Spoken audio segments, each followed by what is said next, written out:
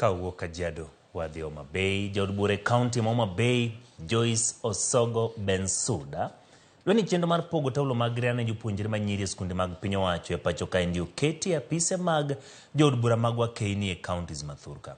Osogo wacho ni kaka jaod bura mag counties mathurka gineno ni ok en gima kare mondo mi chenro mar pogo taulo mag ria oketi bwo migawo mar somo kaka en gi sani. Omedo ni jaod bura magwa keini manyalo tayo chenro nikech kaka migawo mar somo time thoth jopuonjre manyiri ok yud gi kaka owinjore.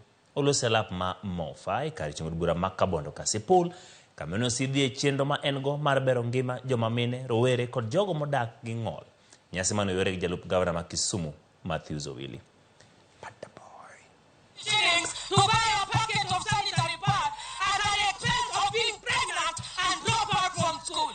I'm advocating on behalf of the women reps today on this podium that sanitary pads must be dispersed with immediate effect. Must utilize entrepreneurship to cushion our daughters and our mothers from dehumanizing living conditions and food insecurity. There is an overarching necessity to bolster community development initiatives to repose deeply rooted social challenges whose some manifestation is poverty.